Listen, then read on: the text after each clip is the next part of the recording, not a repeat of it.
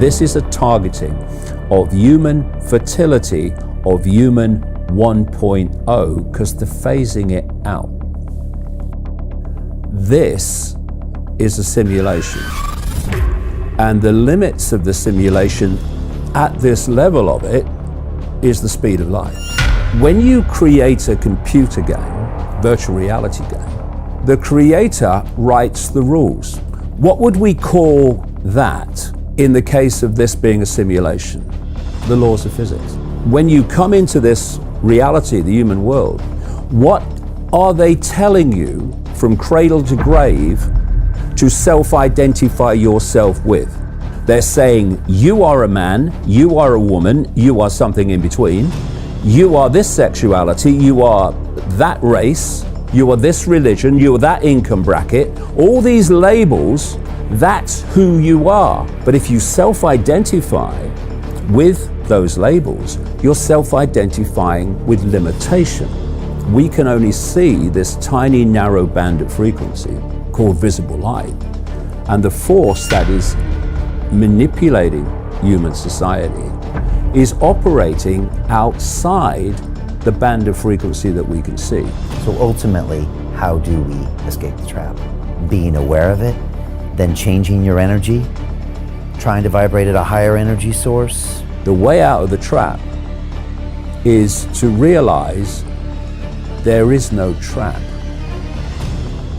If you self-identify with being that level of spirit that is beyond the simulation, that level of spirit that is all that is, has been, and ever can be, that is eternal, indestructible, and infinite, and that's who you are, then you're out here. Know who you are, and it's over. Believe who they want you to believe you are. Tyranny.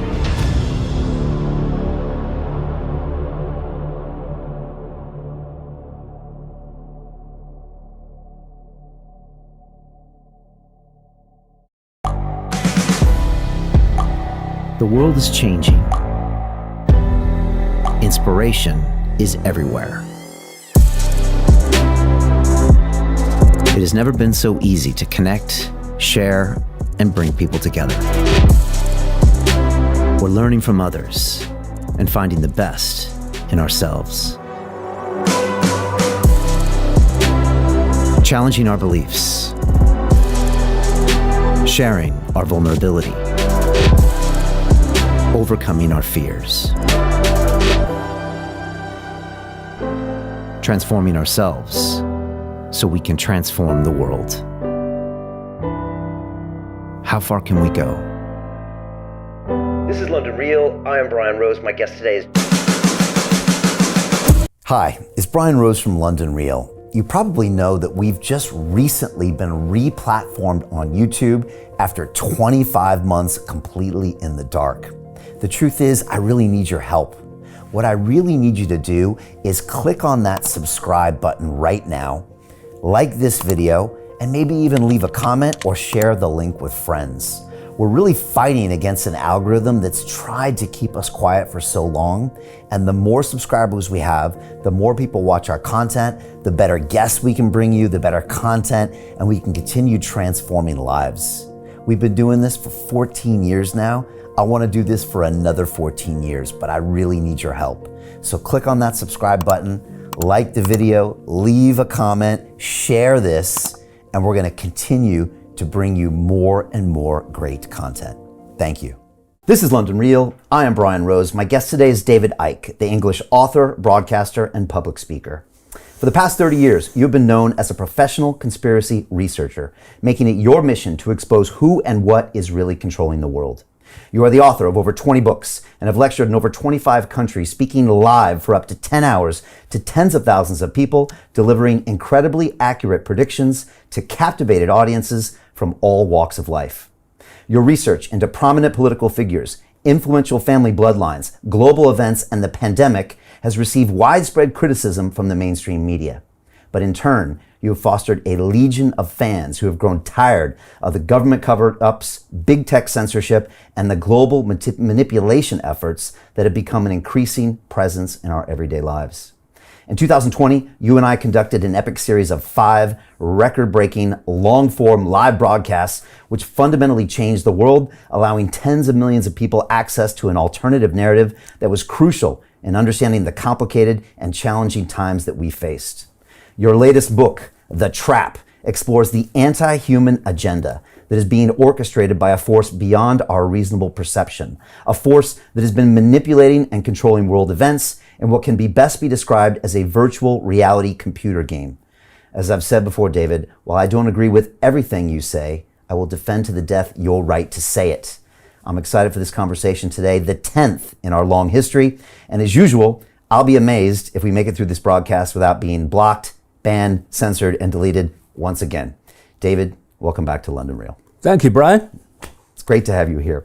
I want to start by reminding everybody that we are streaming live on our Digital Freedom platform, which is a censorship-free, independent broadcasting system built in 2020 that's of the people, by the people, for the people, and available exclusively on our website at freedomplatform.tv. Can everyone watching now please share this link via the sidebar to any and all of your social media channels, Telegram chats, or email lists? Let me repeat that. Can everyone watching please share this link now via the sidebar to any and all of your channels? This is important. Simply ask your friends and family to give us 15 minutes and then they can decide.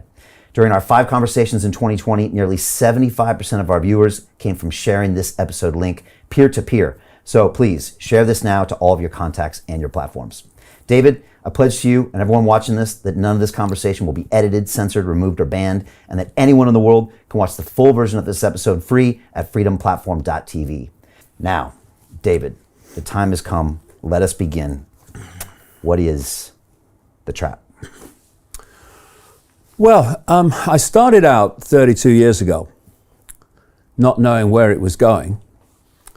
And the first few years were about how the people that appear to be running the world are not. And actually there's another force behind them that's driving the direction of human society. And from about 96 onwards, as I traveled around America, first of all, I started coming into the understanding that behind that network, which we can talk about and how it works, that's behind the direction of human society and has taken us to where we are now, is a non-human force. And then from about, just after the turn of the millennium, I got intuitively, so strongly and powerfully, this is a simulation. And the limits of the simulation at this level of it is the speed of light.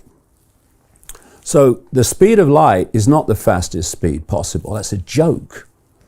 But it's the fastest speed perceivable, if you like, in this level of the simulation. Imagine a virtual reality holographic computer game. In the spring of 2021, an article appeared in Scientific American, a mainstream scientific magazine, written by an academic scientist, saying that he had concluded that we live in a simulation and the limit of the simulation is the speed of light. And he related the speed of light, quite rightly, I would say, to processing speed.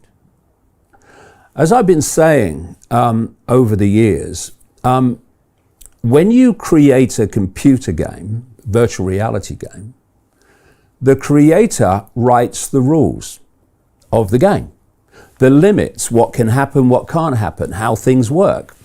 Press enter.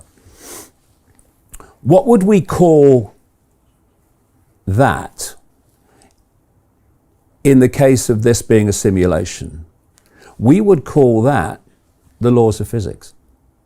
The laws of physics. The laws of physics are the rules of the game written into the simulation. And this academic scientist in Scientific American, 20 odd years later, made that point and said that although the creator can write the rules, the laws of physics, he's always still going to be limited by the processing speed that's possible, which he related, like I say, quite rightly to the speed of light. So by the time I came around to writing The Trap, I had put together how the world is controlled and directed at this level, the world of the scene. I put together how that level, what I call the global cult, is actually being driven by a non-human force that we can't see for reasons that are very, very simple to explain. And then I'm looking at the fact that this is a simulation.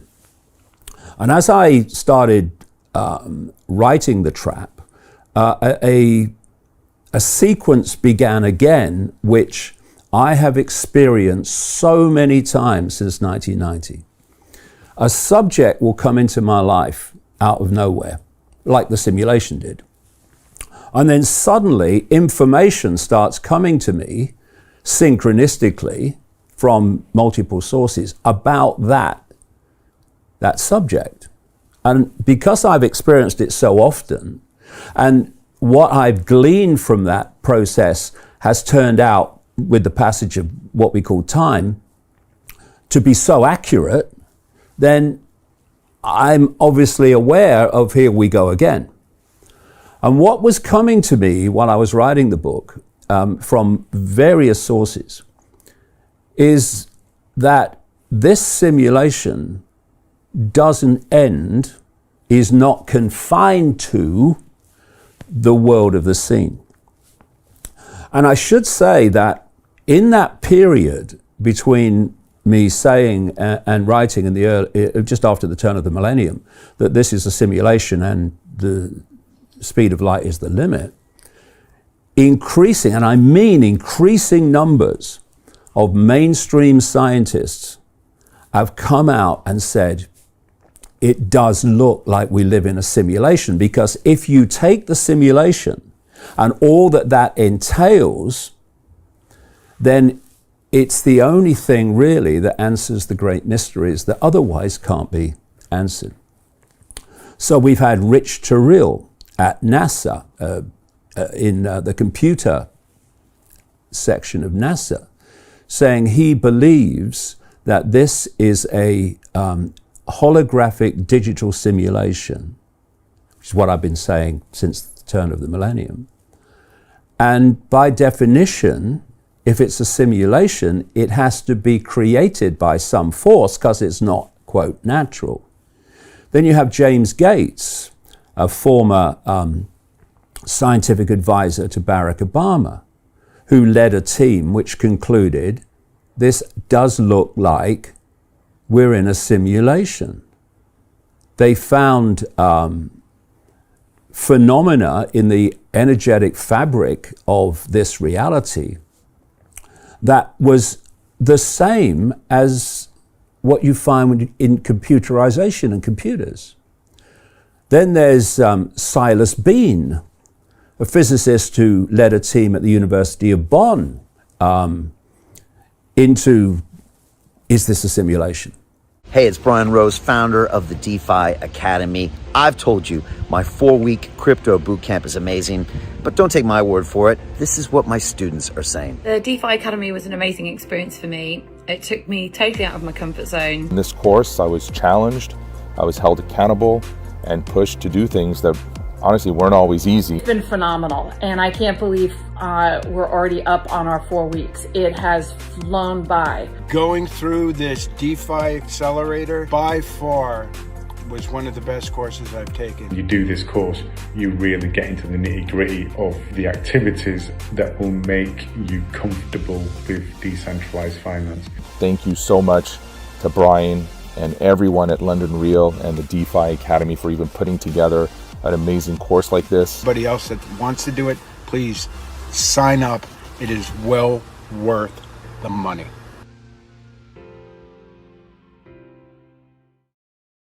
And they concluded it almost certainly was, and was probably, in their view, based on a matrix of cubes, a cube-like construct.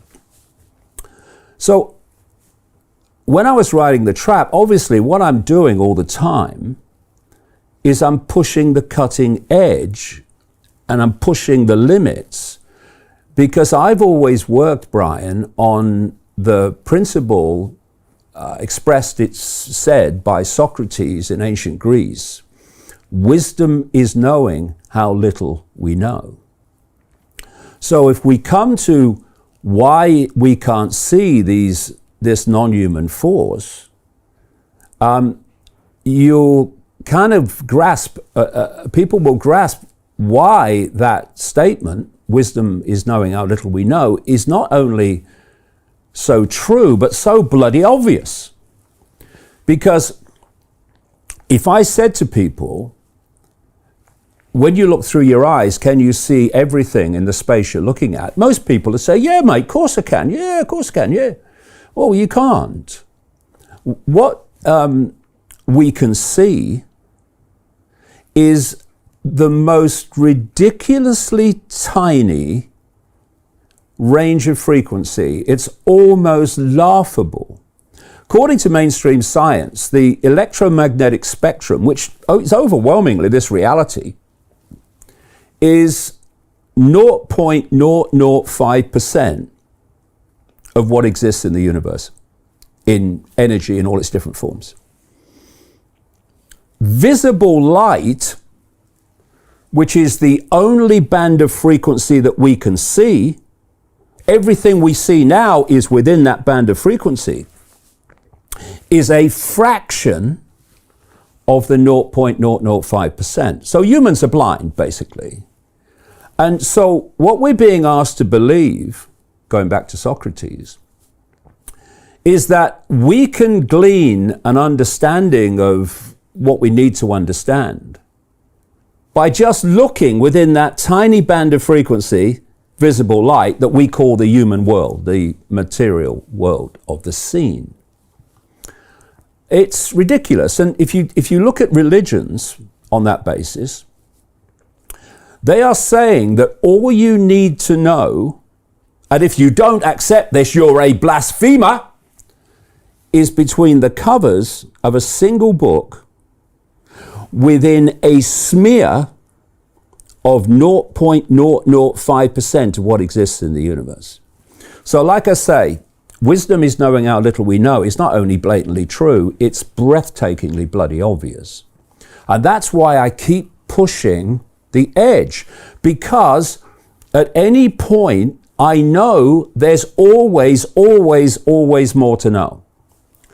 So as I was putting the trap together and all this information was coming towards me, I started to think, well, a number of things.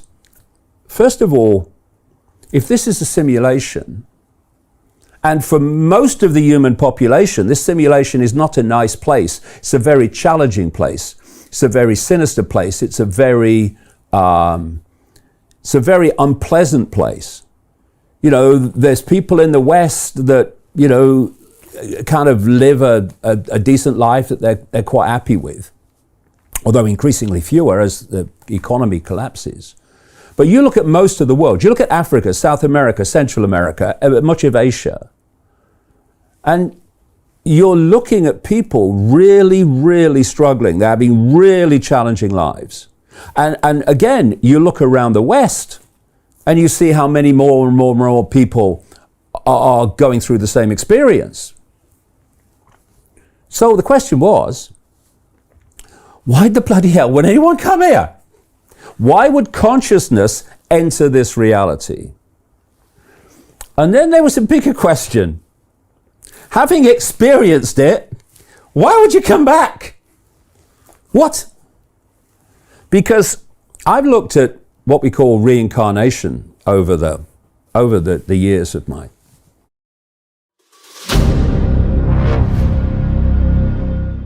I'm looking for partners, collaborators, colleagues who want to join forces with me around the globe and create real value, generational wealth, and financial freedom for everyone else around the world. Get involved in the cryptocurrency markets, get involved in the NFT markets. This is your moment. Life all comes down to a few moments. Don't let this pass. Now it's not too late. Next year's going to be too late. Ultimately, this is about freedom. That's the way I see it. This is about giving power back to the people and enabling billions of people worldwide to use the financial markets to improve their lives and those of their friends and their families and their communities. Honestly, I think it's a violation of human rights not to allow people basic access to financial services. Because right now people are being kept in the dark, they're being robbed of education, and it's a travesty. And so I'm looking for people that want to join me and be a part of this solution. And that all happens inside the DeFi Academy. The gains my students are making are absolutely amazing. Double, triple digit gains in the first month alone. That's amazing. This will change your life. Now is the time to get involved. I'm going to tell you exactly how my students in my academy made money in the last 30 days. I'm talking about real trading results. And let me just whet your appetite a little bit. Let me hit you with some numbers. I'm talking Brendan from New Zealand is up 68.77% on the month. Steve from Europe up 83%. Albert in Singapore up 169.9% on one single trade. I got Susan up 153% on her call options alone, also rocking 139% returns and 442% returns as well on individual trades. These are people that are changing their financial future in the last 30 days, but it's based on trading discipline. I've graduated over 500 students from inside my academy from over 54 countries around the world. It's amazing. When it comes to crypto, DeFi, and blockchain, we love this space. We truly believe it's the future. This is down to our core. It's authentic to what we're doing, and everybody can tell through the camera because you can't make this stuff up. If you're watching me now, wherever you are, I implore you, take 60 seconds right now and join my academy. Apply today. Now you've got a chance. Life all comes down to a few moments. What are you going to do? What's the choice that you're going to make?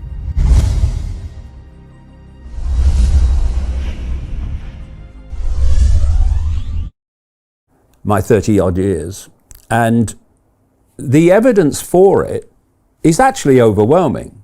If you look at the experiences of near-death experiences and you look at the amazing, massive number of stories of little children describing their previous lives before their head shuts down, and when the facts, detailed facts, are checked out, they are absolutely exactly right.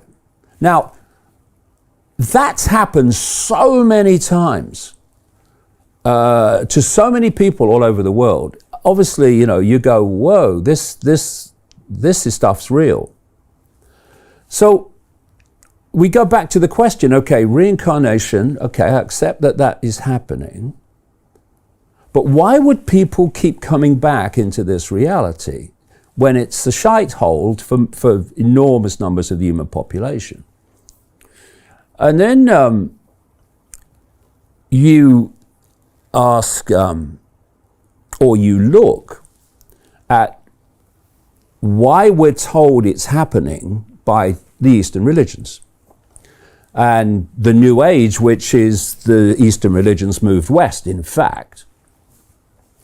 And they'll tell you that what happens is you have to keep reincarnating to learn lessons, to evolve to a level of enlightenment where you can not have to keep on the cycle of reincarnation.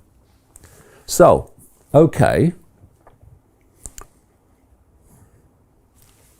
According to the estimates of mainstream science, compared with the perceived size of the universe, planet Earth is the equivalent of a billionth of a pinhead. Okay. So I'm being asked to believe here that you have to keep reincarnating onto, even in this one universe, never mind all the other realities, you have to keep incarnating onto this billionth of a pinhead to learn the lessons, to not have to do it. What? And then, why, if you're learning lessons and building on previous lessons to reach enlightenment, why do you forget the lessons you're supposed to have already learned when you come here and you start with a blank sheet of paper again? It makes no sense. It's frankly ridiculous from my perspective. But I also have become convinced from the evidence I've seen over 32 years that reincarnation is real. So what the hell is going on? Well, how about this simulation is not confined to this level that we call the human world. But there are other levels of it which we call the spirit world. And what if, when people leave the body, if they are not at a state of awareness, what the Eastern religions would call enlightenment, to be vibrating to a frequency which comes from your perceptional state, to get out of the frequency bubble that this simulation is on all its different levels. Well, how about you just go back into the cycle and you keep recycling, not actually onto a billionth of a pinhead, but from one, although it just appears like that, but you're actually reincarnating from other levels of the simulation into this level of the simulation, and it just goes on and on and on. And what if, just as people are bewildered by what the hell this world is and what's happening, that when you leave the body, if you've not reached a certain level of awareness of what the hell's going on, which is what the book's all about, then you're bewildered in another way, and you believe, just as you believe you're here for this reason, that reason, or you're here to learn lessons or whatever you believe, outside of this, still in the simulation, you believe that you have to keep coming back here to learn lessons to get out of the cycle. And it was interesting to me that when you look at ancient cultures and cultural beliefs, they do believe in this cycler movement in and out of this reality. And there's a very old esoteric concept of what they call the ring-pass-knot. The ring-pass-knot is perceived to be a limit, you could symbolize it as the outer rim of a bubble, that if you're not in a certain vibrational state, i.e. state of awareness, which is why they relate enlightenment to getting out of here, then you can't get through the ring-pass-knot. Other beliefs and religious beliefs talk about the Ouroboros, which is the snake eating its own tail, which is symbolic of this limit, this ring-pass-knot. And so it becomes clear to me that the trap is much bigger than just the manipulation of this reality that we call the human world. It goes beyond that, well beyond that.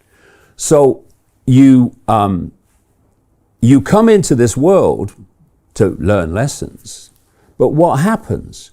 You suffer from emotional and mental traumas and challenges. It pulls you into depression, into anxiety, into fear, the four-letter word that controls the world, and if actually controls the simulation in all its forms. And you leave the body overwhelmingly in a low vibrational state, so you don't get out of here. The idea is that you keep control of perception, i.e. frequency, to the point where no one gets out of here. And you know, there are traps everywhere. Like there's the trap of, yeah, it's about reincarnation and learning lessons. It's a freaking trap. It's not about learning lessons. We don't have to learn lessons. We are all that is, has been, and ever can be. We don't have to learn lessons to stop incarnating on a billionth of a pinhead or into this level of the simulation, whichever you choose to symbolize it as. We can reach our own state of enlightenment just by the realization of who we are. And if you look at when you come into this reality, the human world, what are they telling you from cradle to grave to self-identify yourself with? The body and the labels of a human life. They're saying you are a man, you are a woman, you are something in between. You are this sexuality, you are that race, you are this religion, you are that income bracket. All these labels, that's who you are. And if you perceive yourself in those incredibly limited terms, because they're not who we are, they are experiences that who we are, consciousness is briefly having in a human life. But if you self-identify with those labels, you're self-identifying with limitation. When you self-identify with limitation, your sense of limitation becomes expressed vibrationally in a low vibrational state. Hey, do you want to profit from crypto? Then join my DeFi Academy. The Crypto DeFi Academy will help you create generational wealth. But don't take my word for it. Listen to my students. When I first got into crypto, I remember thinking to myself, I need to learn more. Brian Rose, learning crypto, learning DeFi, gotta do it.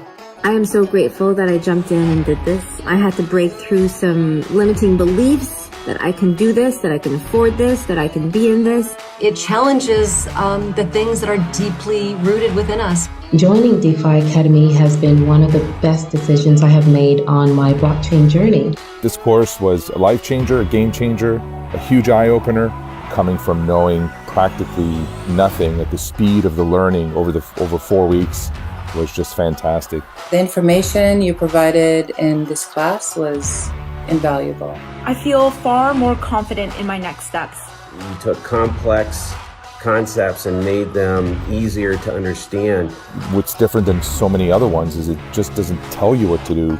It actually makes you do it. This is for people who are serious about becoming traders. This is the way it should be done.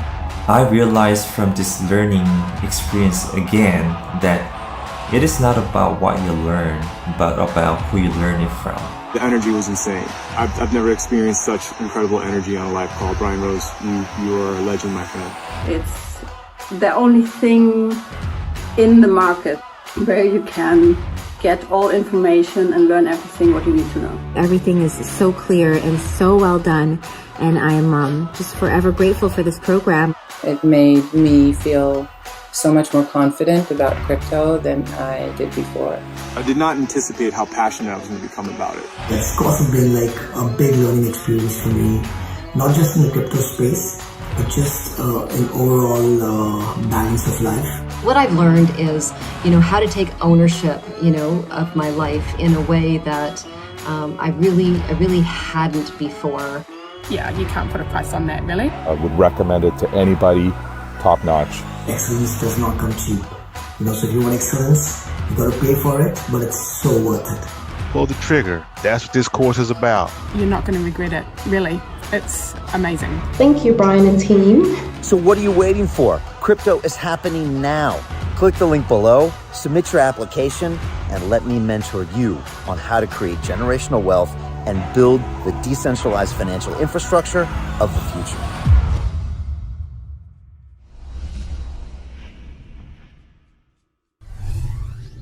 Which means when you leave this reality, this human reality, you're in a vibrational state that stays in the cycle, round and round and round it goes. And, the other part of the trap is, where did the simulation come from? And I've been writing about this for quite a while. As Rich Terrell at NASA said, if this is simulation, which he believes it is, Who the hell created it? And this brings us to that question I posed earlier. Why can't we see that which is manipulating us in a non-human form, as I say it is? Well, because we can only see this tiny narrow band of frequency called visible light, and the force that is manipulating human society, controlling the simulation, actually created the simulation to enslave us by enslaving our perception. It's what the simulation is, enslavement of perception, is operating outside the band of frequency that we can see. And if we call this reality the third dimension, keep it simple, and a higher or another level of frequency high enough for us not to be able to see it, the fourth dimension is what spiritual people call the astral dimension or the astral plane. When people talk about astral traveling, it's actually traveling with the mind, because the fourth dimension, the astral dimension, is the dimension of mind. And it's from there that this reality is manipulated, controlled, and orchestrated from. And if you look at, you talk to people about other dimensions, even if they accept that that's real, they perceive other dimensions to be way out there. Oh my God, they're way out there, these other dimensions. Well, some of them are. Some of them in frequency terms are so far from the frequency band that we're operating in, it's just ridiculous how far away they are.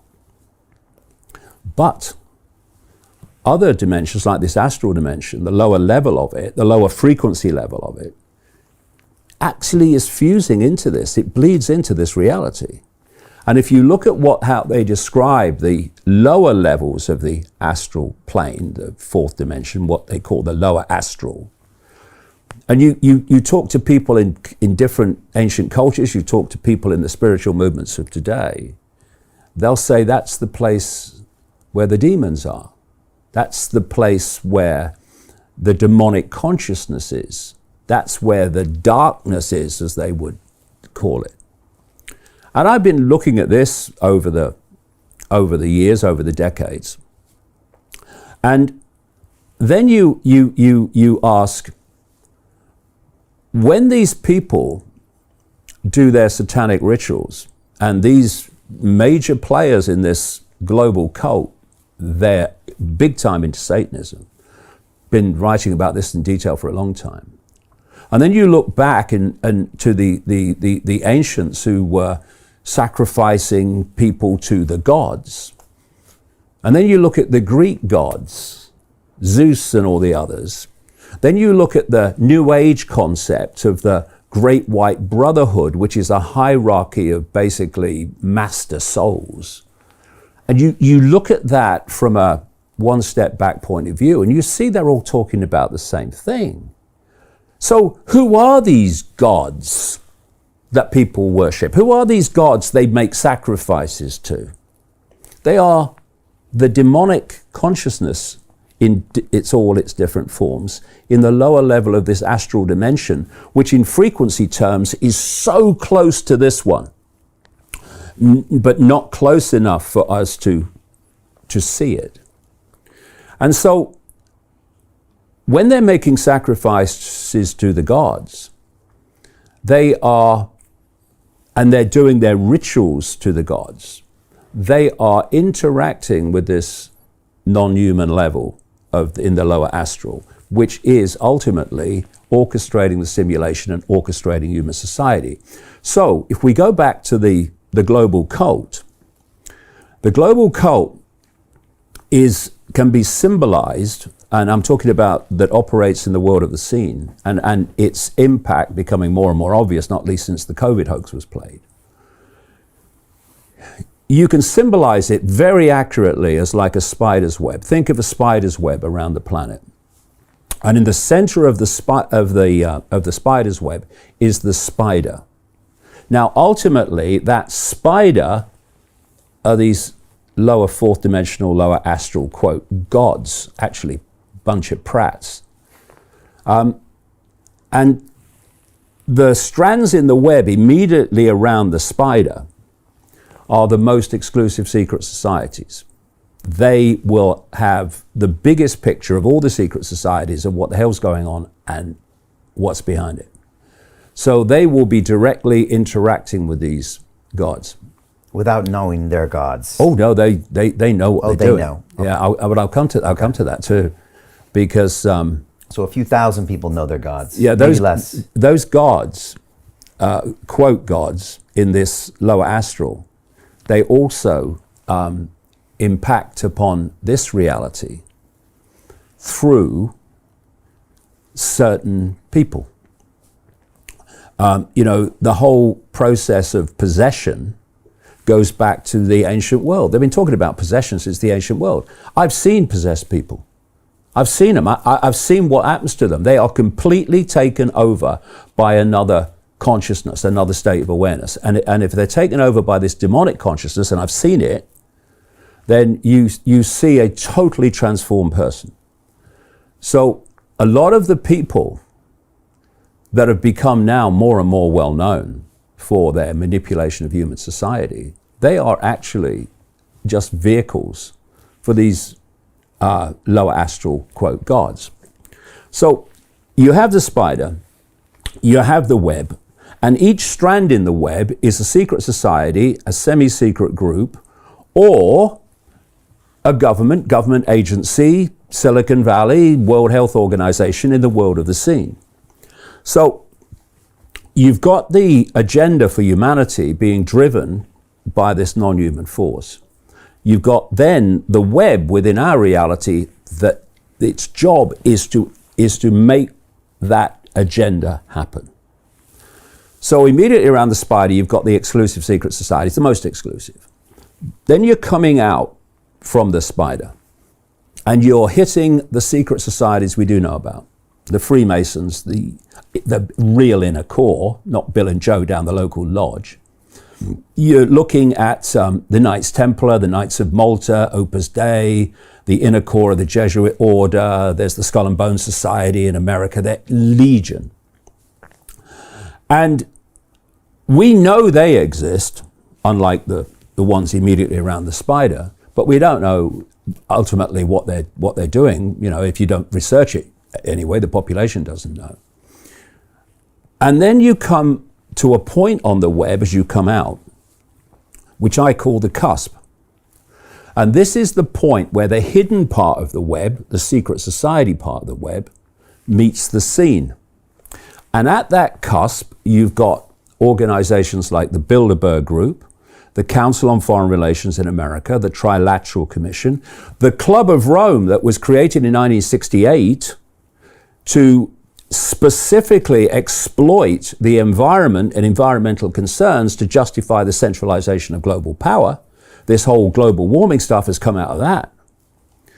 And also at this cusp, you have this explosion now of think tanks and non-governmental organizations, many of which are funded by people like Soros. And their job is to take the agenda coming out from the hidden and to play it out in the seen through governments, government agencies, the banking system, corporations, Silicon Valley, the World Health Organization, the big pharma cartel, etc. And if you don't realize that this global cult web exists, then everything seems random. Organizations seem random. They don't seem connected.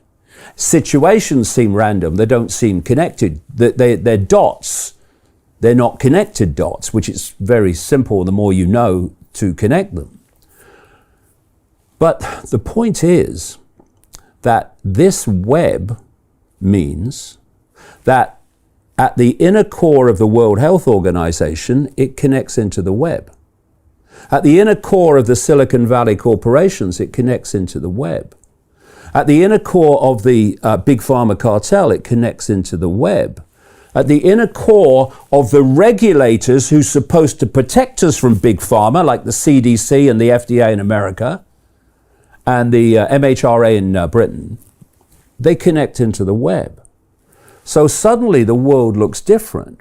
When the COVID hoax narrative was played out, if you remember, Silicon Valley corporations said almost immediately, your YouTubes and your, well, I know, but and your Facebooks, we are going to censor people that question the...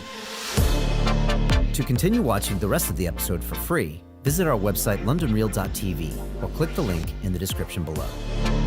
Most people will never see this opportunity. Dubai luxury transformation projects have historically delivered 40 to 90% annual returns. That is incredible. These were once reserved only for insiders with access. I spent 15 years on Wall Street and I learned this: the biggest returns always go to the people who get the call first. Now, you finally can. We've just received a brand new project with major upside potential. Allocations move fast. Click the link, apply now, and speak to my team. This is your chance to see what others never will.